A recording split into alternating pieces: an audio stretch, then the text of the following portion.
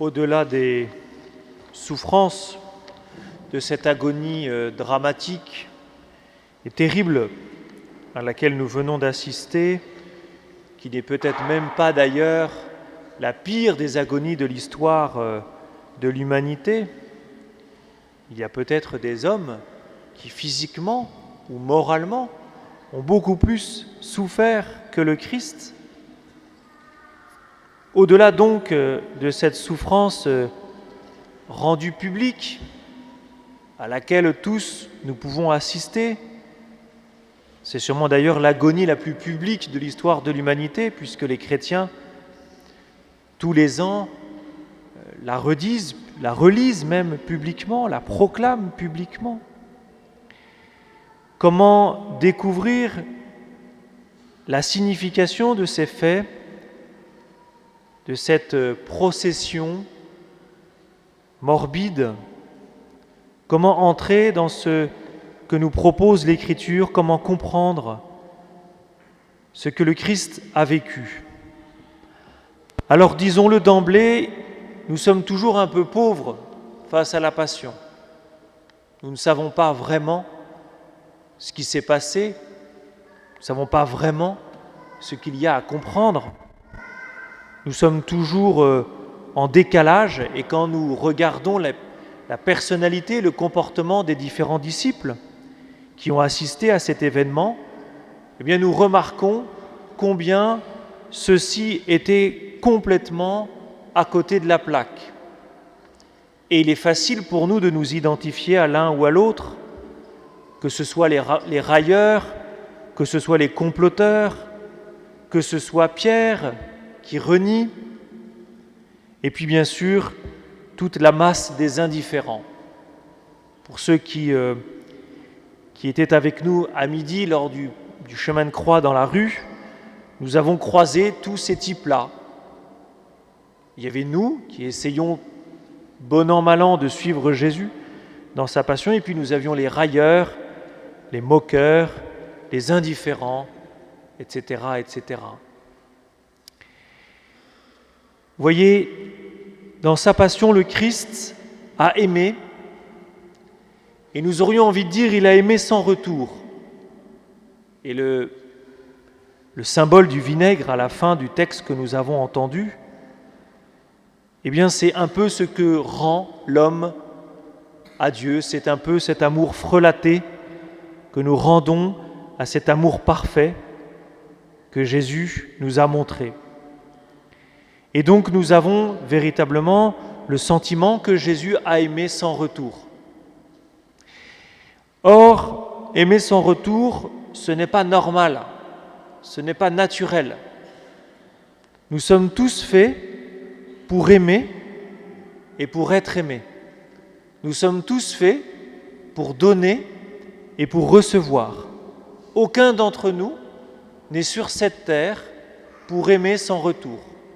Aucun d'entre nous, bien que peut-être il en souffre, n'est là pour porter sa croix comme le Christ. Aucun d'entre nous n'est là pour aimer sans retour, n'est là pour aimer sans recevoir en retour un amour qui réponde à son amour. Eh bien, c'est là la passion du Seigneur. C'est bien là le drame de ce texte, de ces événements. C'est que Jésus nous a aimés et il a vécu quelque chose d'absolument, on va dire, monstrueux. C'est de ne pas avoir reçu d'amour de la part de ses frères. Alors évidemment, nous dirons, il a été aimé par le Père, ça devrait lui suffire. Alors ça, c'est cynique et un peu injuste quand même. Jésus, lorsqu'il nous aime, et ça aussi c'est un paradoxe, ne cherche pas à être aimé. Il ne vit pas sa passion, il ne nous dit pas de contempler sa passion en nous disant « vous pourriez être un peu compatissant ». Et l'Église n'agite pas la passion, le chemin de croix pour nous émouvoir, nous faire prendre conscience que vraiment nous sommes de vrais tordus, de ne pas répondre à cet amour. Jésus veut aimer, et c'est ça qui est important. Et il veut que son amour soit reçu. Il souffre non pas de ne pas recevoir d'amour en retour, il souffre de voir son amour qui n'est pas reçu. C'est de cela dont souffre le Christ. J'insiste, le Christ ne souffre pas de ne pas être aimé en retour. Il souffre de voir son amour qui se perd, qui n'est pas accueilli. Parce que pour pouvoir répondre à l'amour du Seigneur, encore faut-il accueillir cet amour. Encore faut-il nous laisser aimer. Accepter de se laisser aimer gratuitement. Accepter que nos péchés soient pardonnés gratuitement. Accepter que nos péchés soient pardonnés dans un simple sacrement dans lequel nous entrons, nous disons nos péchés, nous recevons une parole un peu pauvre du prêtre, et puis l'absolution. Nous n'avons rien fait et nos péchés sont pardonnés. Acceptons de recevoir l'amour gratuit de Dieu. Acceptons enfin d'être aimés gratuitement. Pour aller un tout petit peu plus loin, dans le passage que nous avons entendu, et il n'est qu'en Saint Jean, vous avez cette monstration où Pilate présente à la foule vociférante le Christ blessé en sang, avec une tunique qui le raille, une tunique de pourpre, avec une couronne d'épines. Et Pilate se permet de dire « Voici l'homme ». Eh bien ceci, frères et sœurs, ce n'est pas simplement un drame, c'est aussi une victoire. Parce que Pilate, sans le savoir, est prophète, puisqu'il nous présente l'homme victorieux, celui qui a souffert, mais qui reste debout et qui continue à aimer. Voici l'homme, c'est Jésus qui continue à aimer malgré tous les rejets dont il souffre. Et cette victoire, frères et sœurs, elle nous est donnée.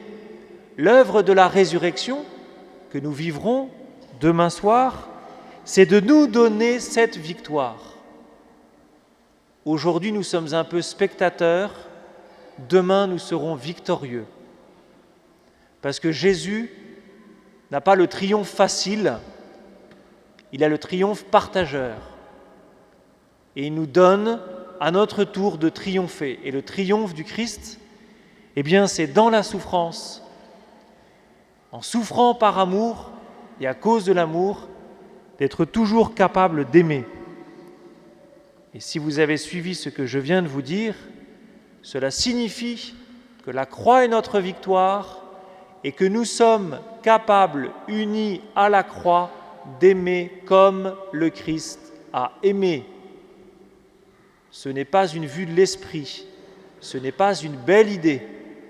C'est le but de ce que nous vivons, c'est de nous permettre d'être victorieux comme le Christ, c'est-à-dire, quoi que nous souffrions de tous les manques d'amour que nous subissons, que nous rendre capables toujours d'aimer. C'est-à-dire de dépasser ce qui est antinaturel, parce que nous méritons tous de l'amour, de le dépasser pour avoir toujours la force d'aimer. Alors ce soir, frères et sœurs, commençons par nous laisser aimer par le Seigneur. Accueillons cet amour gratuit, ce salut gratuit, et demandons-lui, par anticipation avant demain soir, de nous rendre toujours victorieux des manques d'amour et des offenses que nous subissons. Amen.